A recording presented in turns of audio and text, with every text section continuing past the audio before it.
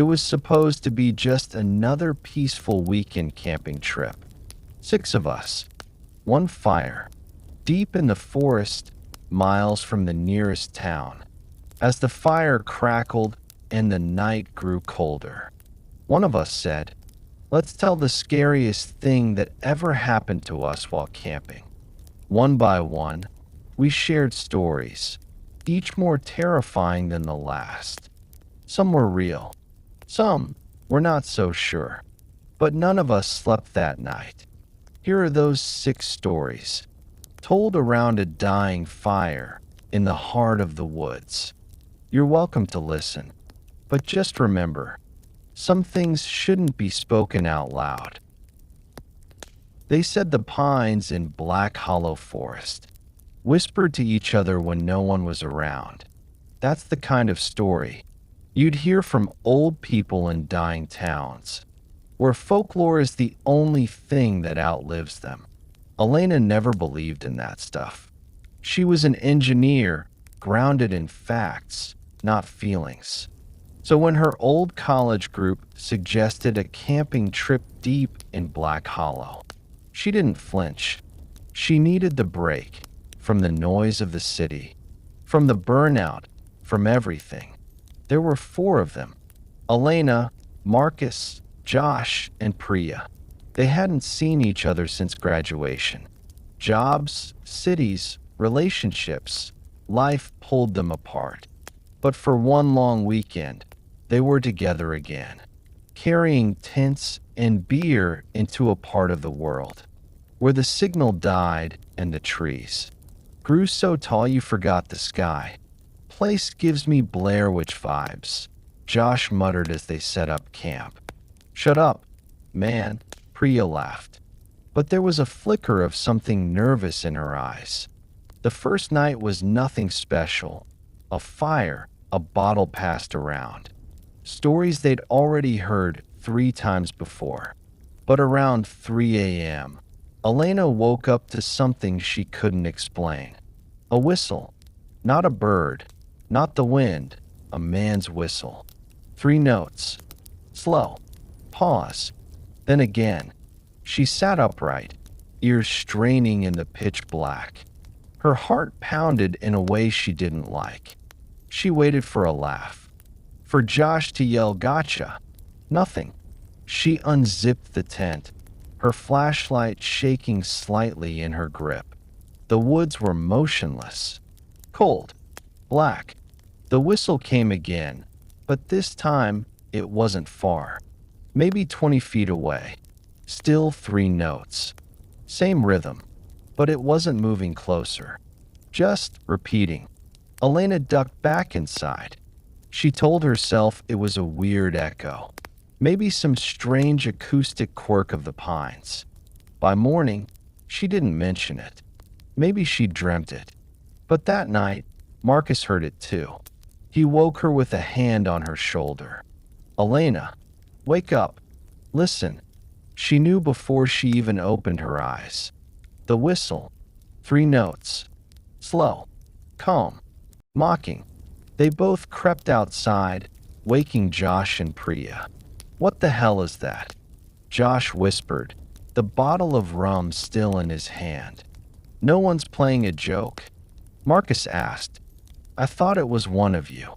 The 4 of them stood in a circle with their lights out, listening. It came from the east, near a line of pine trees that looked like cathedral pillars in the dark. 3 notes. Then silence. "I'm done," Priya said. "We're leaving in the morning." They all agreed. But morning never came the way they expected. At sunrise, Josh was gone. His tent was open. His boots missing. His phone, too. But no note. No tracks. No signs of struggle. Just gone. "We should search," Marcus said, pacing. Maybe he went to take a leak and got lost. Priya was already packing her gear. No more waiting. Something's wrong. That's when Marcus found it, hanging from the lowest pine. Branch about 30 feet away. Josh's hat, torn at the brim. Stained. No blood, no body, just the hat. And the whistle again. This time, it came during daylight. Fainter now, more distant. They panicked, packed too quickly, dropped things, left food behind. But the trail they came on, it was gone. Just trees. Dense, unmoving trees. Elena checked the GPS. No signal. The compass spun in lazy circles. We're not lost, Marcus insisted. But they were. Hours passed. The sun dipped low again.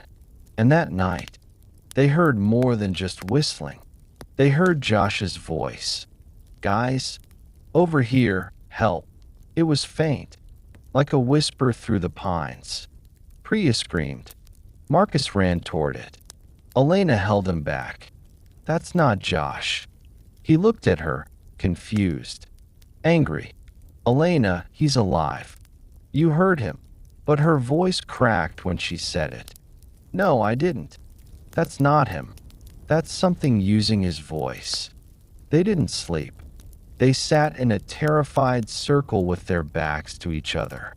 Flashlights dying, breath fogging in the cold. At 4:12 a.m., Priya stood up. Elena. Marcus. Her voice was flat, robotic. I think I know the way out. Elena blinked. Priya was facing away from them. She wasn't moving. Priya? Marcus asked. Silence. Then that damn whistle. From her mouth. 3 notes. Calm. Slow. She turned around. Her eyes were empty. I saw it, she said. In the trees. She walked into the dark and disappeared. No running. No scream. Just gone. By sunrise, Marcus was broken. Rocking. Mute. Elena tried dragging him. He wouldn't budge. He kept mumbling. It's watching us. Through the bark. She left him to find help. It was 2 more days before she made it to a ranger station, dehydrated. Scratched, barefoot. They sent a team. They found nothing. No tents. No Marcus. No sign anyone had ever camped there.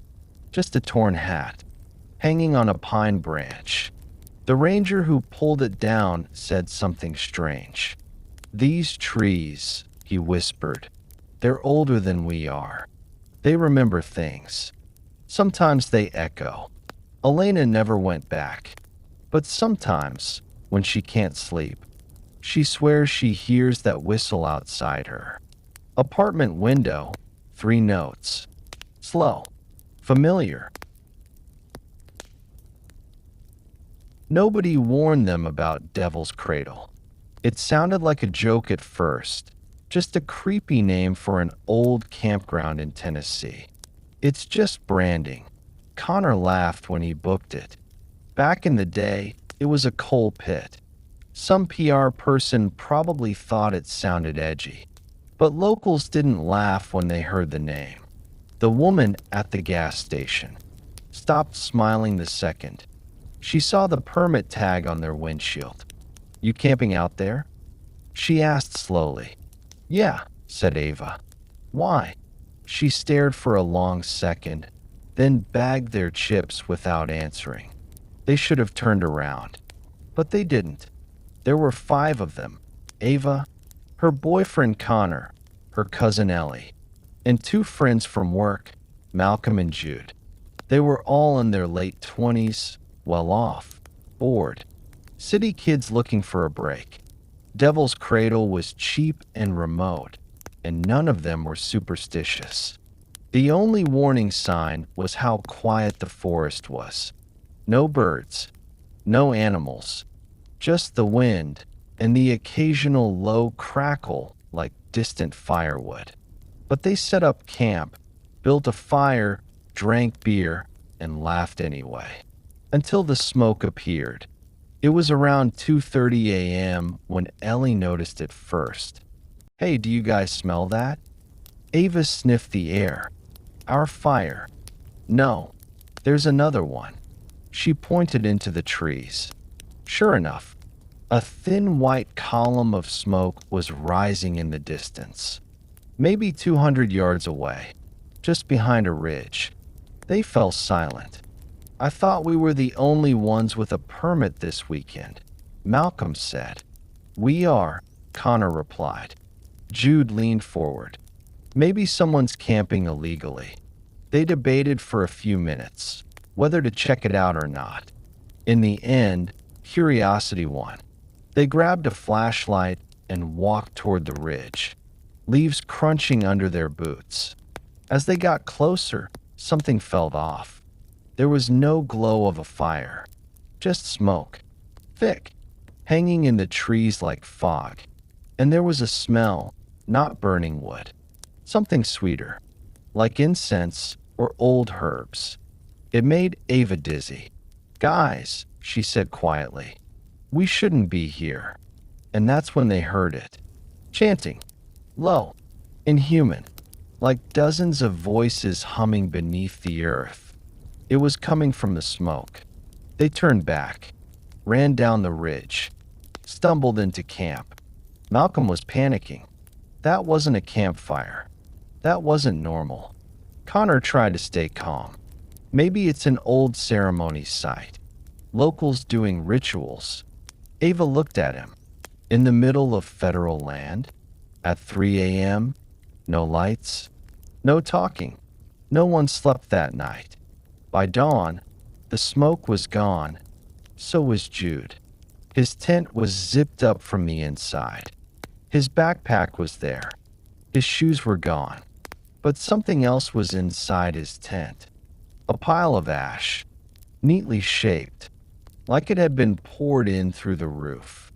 No tracks, no footprints, just that powder, and a symbol drawn into the dirt behind the tent. A spiral. When they called 911, the signal died halfway through the call. That's when Ellie started crying. We need to leave. Now. We can't stay here. They grabbed their things, except Jude's. He was already gone. But the trail was not the same. The forest felt thicker, angrier.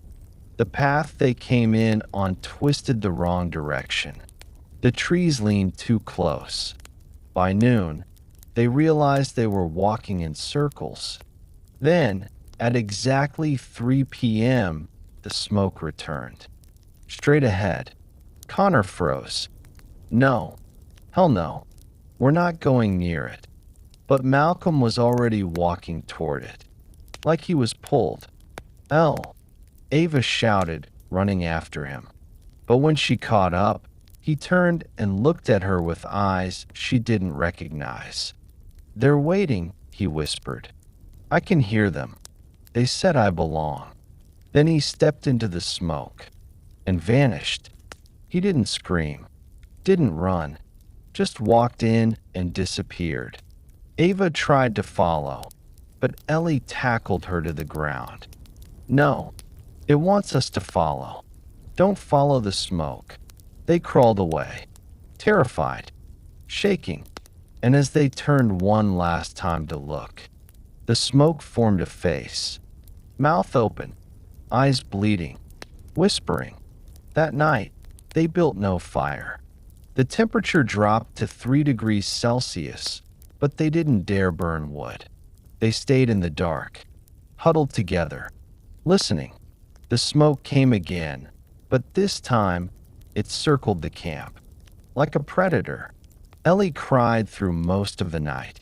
Connor sat silently, gripping a knife he never used. At 4:40 a.m., the chanting started again. This time, it said names. Their names. Connor, Ava, Ellie. By dawn, Connor was gone too. No sign of a struggle, but something new was left behind.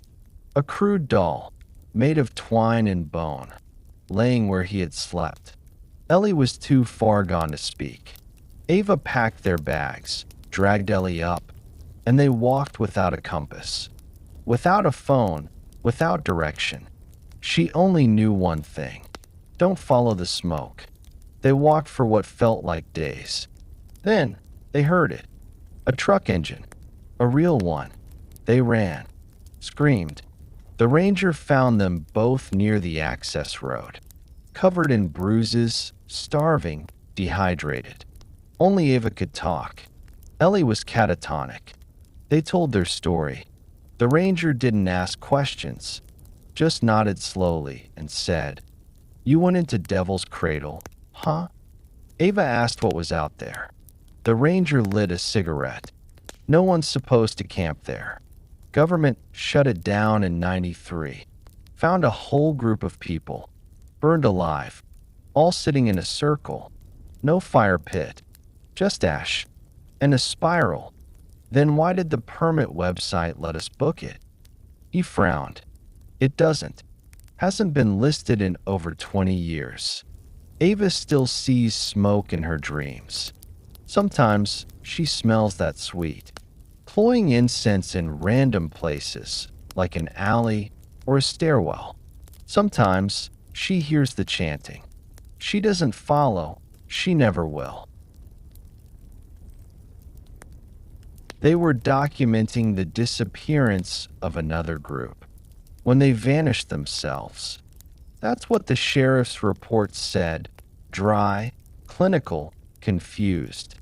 3 documentary filmmakers, last seen in the Bitter Creek wilderness. 1 tent found, half collapsed.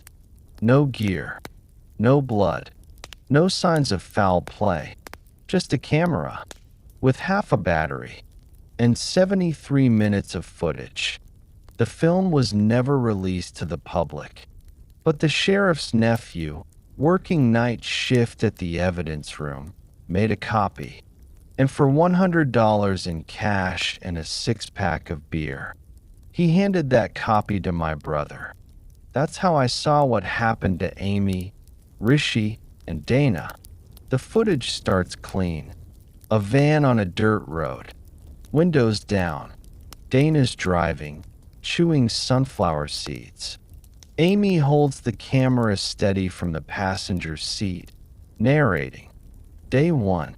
We're headed into Bitter Creek to investigate the 2019 disappearances. 3 hikers went missing off trail. Their phones were found with full batteries and 0 footage. Nothing posted. No last messages. Just like they vanished. Creepy, Rishi says from the back seat. Why do we do this again? For views, Dana says, grinning. They reach the trailhead by sunset. Camp that night is casual, setting up tents, testing their mics, laughing over dehydrated food. But at 2:17 a.m., the tone shifts. A light, far off in the trees. Dana wakes first, pulls out her phone. Do you guys see that? The camera pans, a flicker between trees. Bright white, steady, like a lantern floating 6 feet off the ground. Amy whispers, that wasn't there earlier, right? Could be another camper. Rishi offers, half awake. But none of them say what they're really thinking. They are alone. They checked. They were the only car at the trailhead. Dana zooms in. The light dims, then flashes once, twice, 3 times, and vanishes. They stay up all night. Nothing else happens. Day 2. The camera glitches once during breakfast. A flicker, like old VHS tracking, then stabilizes. Amy notes it aloud. Weird. This is digital. They hike deeper, following the route the hikers were last seen on. They reach a narrow bend beside a ravine. Tall, dead trees. Silence. Amy pauses. There's no wind, she says. No birds. No bugs. No sound at all. And then the camera picks up something faint, a low tone. Almost mechanical, like a hum vibrating through the trees.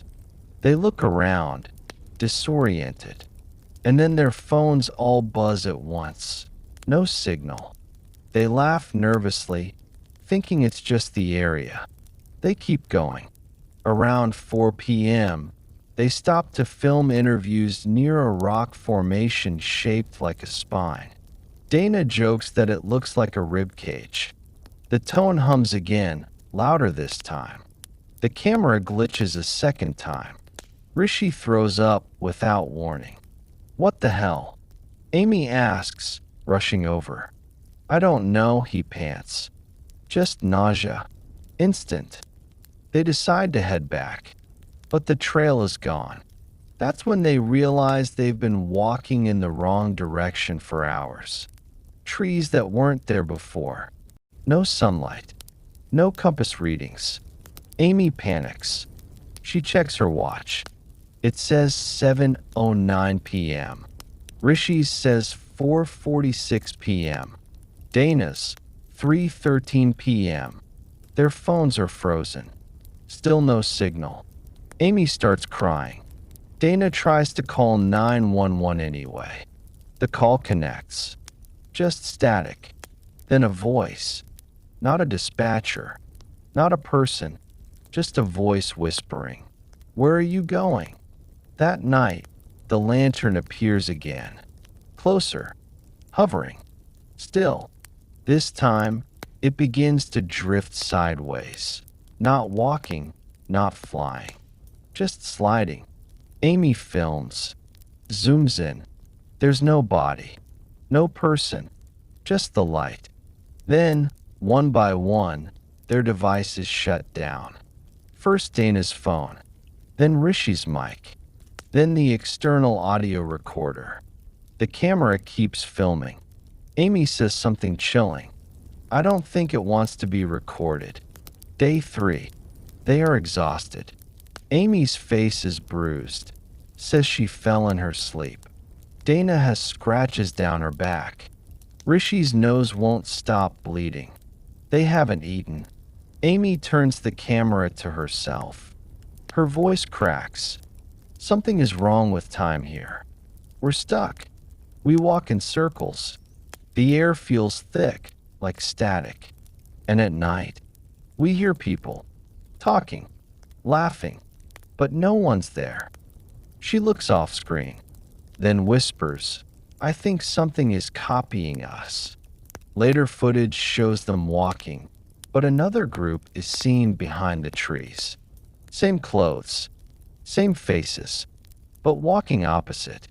The camera glitches hard, freezes, restarts. Rishi is gone. No one saw him vanish. They call out, search. Then the audio picks up whispering. You're the ones who watched. Now you're part of it. They run. The footage shakes violently. Amy is screaming. Dana falls and drags her leg. They don't stop.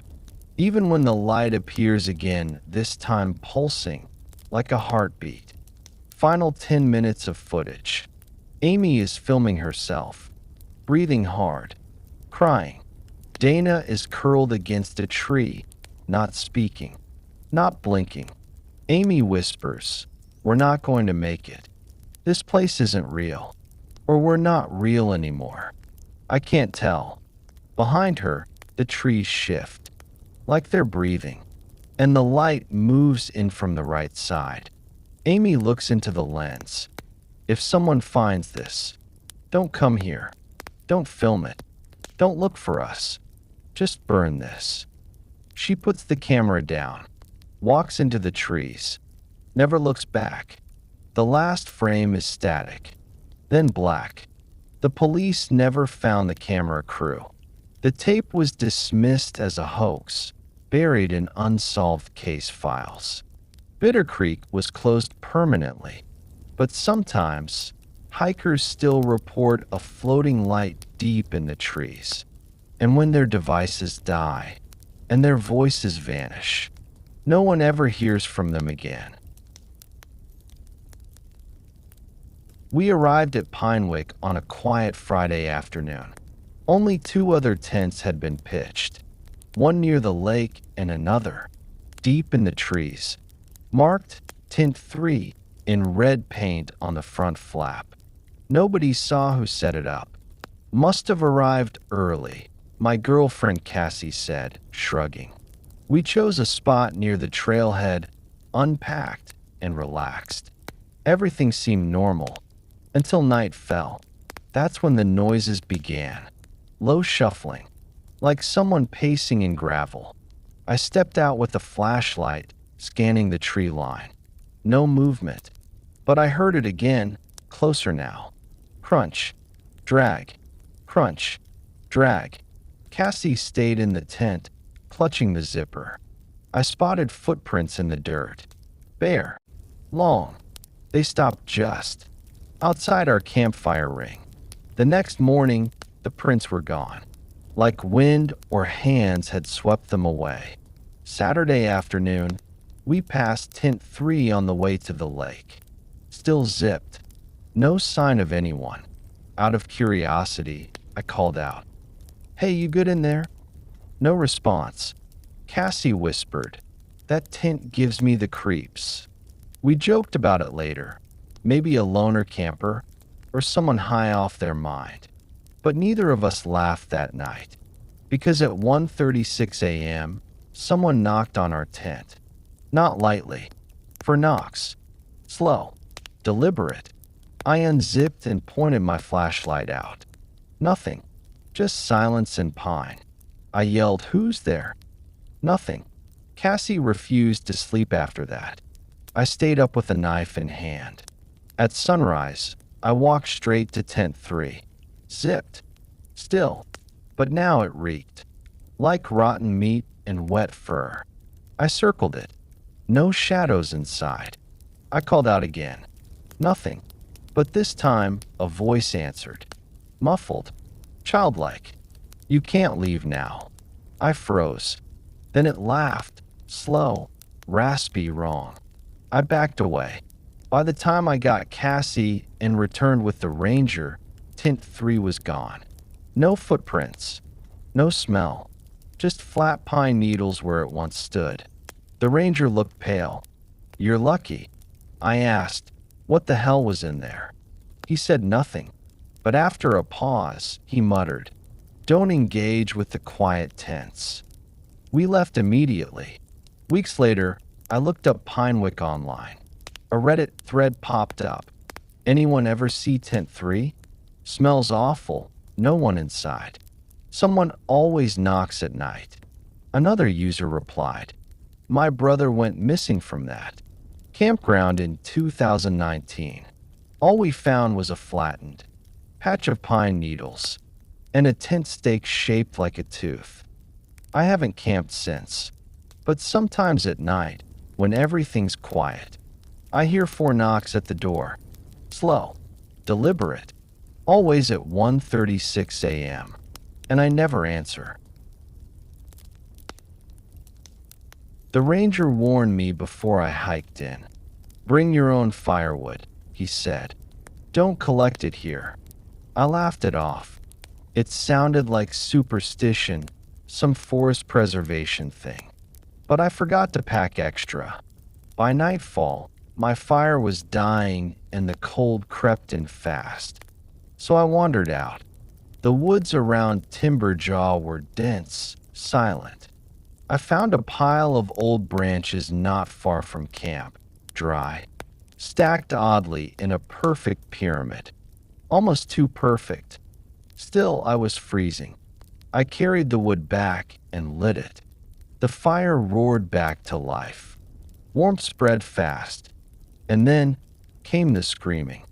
Not from the woods, from the fire itself. It was faint at first, like a voice buried in the crackle. "Stop!" I froze. A branch snapped deep in the dark. "Help, it hurts." I stood up. The fire was still burning, normal looking, too normal. The flames didn't flicker like usual. They moved like they were breathing. Then I saw it. A face. Brief.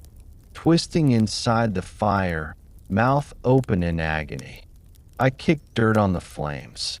It hissed violently and died down, leaving the air thick with the smell of burnt hair. I didn't sleep that night.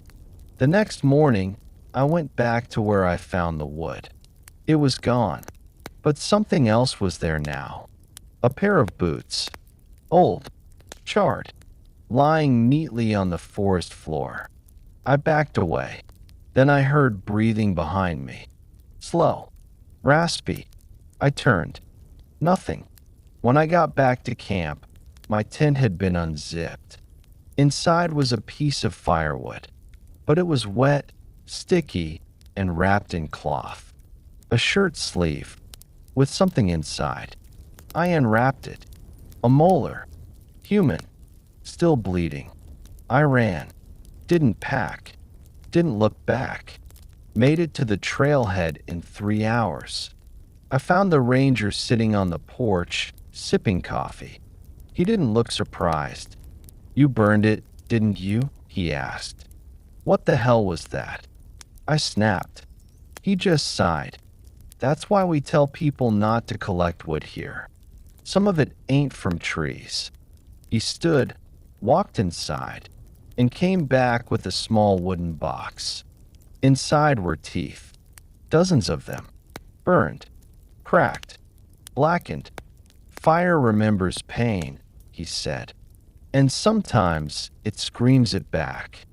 It's been a year. I don't go near campgrounds anymore. But sometimes, when I light a candle at home, the flame shifts sideways, like it's watching me. And in the hiss of the match, I hear the faintest voice. "Help, it still hurts." We arrived at Elk Ridge late, just before sunset. The only other camper waved as we passed, a middle-aged guy in a flannel, grilling fish. His tent was red. Ours was navy. That was it.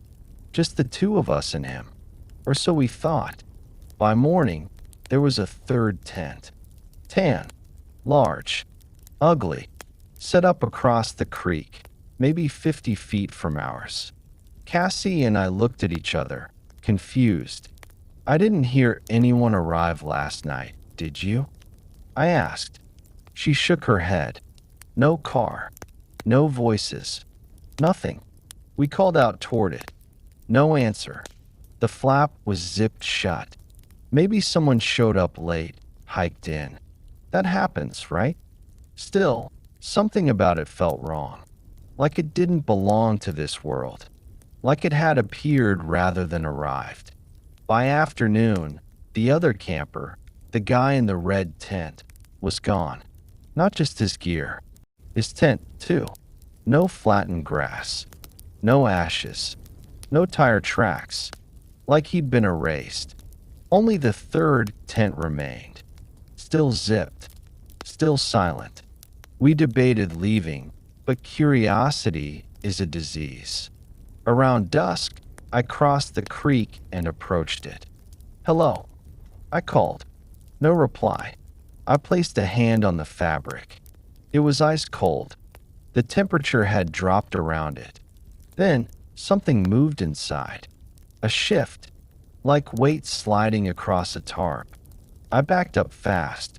That night, we built no fire. Just sat in our tent, whispering. At 2:11 a.m., Cassie shook me awake. Someone's outside. We listened. Footsteps circled our tent. Slow. Heavy. Breathing we didn't recognize. I whispered, "Who's there?" A voice answered from inches away. Wrong question. At dawn, the third tent was right beside ours. Close enough to touch. Cassie screamed. We packed in minutes and ran down the trail. 3 miles in, we stopped for breath and found the tent again, set up on the path. Cassie lost it. She hurled a rock at it, screaming. The rock passed through it, like mist. That's when it unzipped. But there was nothing inside, just dark, an unnatural, solid black, like a hole in space. From that hole, a sound leaked out. Not wind, not speech. A recording.